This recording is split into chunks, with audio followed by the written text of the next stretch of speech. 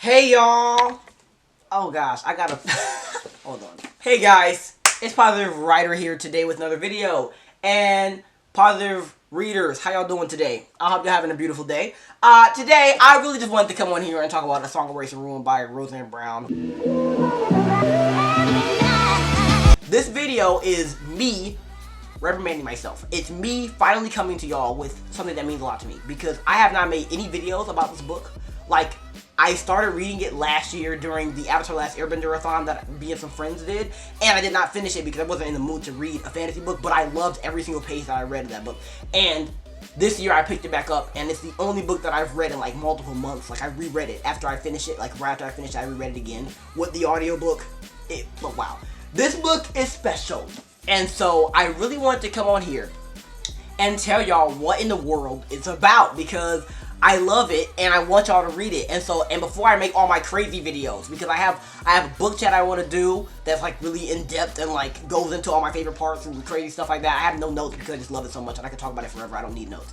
But in this video, since you haven't even heard me say anything about it yet, I really just want to introduce the book to your minds, have you read it. I want you to go and read it, and whenever I make another video, hopefully a lot of you will have read it then, and then we can come back and talk about it together, because I just love this book a lot, and I want you all to read it, and I want to just be able to talk so much, because this book is so ingrained into my life now. Like, I'll tell you what it's about. This book is dual point of view. It's about two main characters, Malik and Karina. Karina is a princess who's very rebellious, and she's mad and stuff. And, her life is really, like, kind of annoying, but she's getting through it. Her plans are, like, to leave her city, which is Zeran. This whole thing takes place over a week in Zeran over the course of this festival called Solstasia, that Karina's family has been upholding for generations.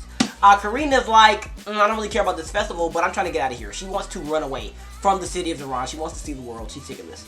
But her mom explains to her that this festival, Solstasia, is actually essential, and her family upholding this festival and hosting it is essential to the well-being of the kingdom, because surprise, surprise, no one in her family has been able to leave the city since it was built, because there is a barrier around it that protects it from enemies from the outside, and her family is, all of her people in her family are confined inside of this barrier and must uphold this Solstasia tradition, otherwise they will become vulnerable to stuff. So she's like, wow, that's crazy, so I can't leave? And her mom's like, yeah. Right after this, an assassin comes and kills her mother, and now she has to uphold the responsibility of hosting Solstasia all by herself, and she feels like she cannot handle it. And so she has this book that will help you resurrect somebody. It has a whole bunch of spells in it, and one of those is a resurrection spell.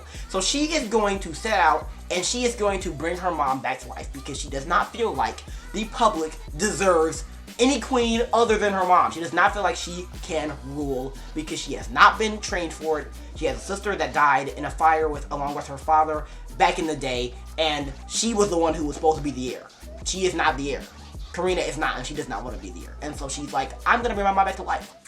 And this other point of view that ends up merging with Karina's at some point in the book, I'm not spoiling, Malik, and he is going into Zeran. He's trying to get into Zeran with his sisters, because they are from this place called Eshra, and it's one of those places that is very oppressed and very impoverished, because they are just very disrespected. They are the maids and people like that of these Zerani people who have a lot more money and power and stuff. And so him and his siblings were basically run out of the place that they grew up at, and the rest of their family, their mom and their grandmother, are all in a refugee camp.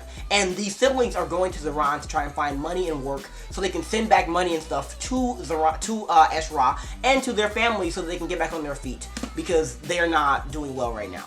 And so they're trying to get passage into Zeran. Again, they can't do this legally because they're part of a population of people that are oppressed, and so they have like fake papers, you know.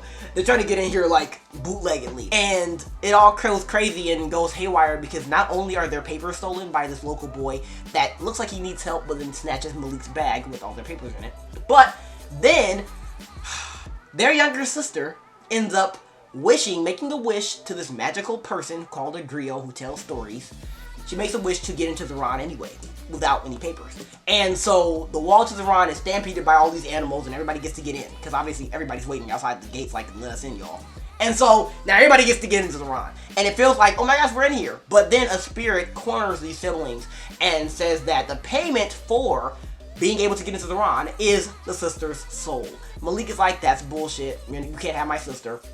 And makes a bargain, a blood oath, with this spirit to go and kill Karina, because that is, the spirit wants Karina dead for some reason. And so he has to go kill her in order to save his sister's life. And so it gets started from there. Crazy book, okay?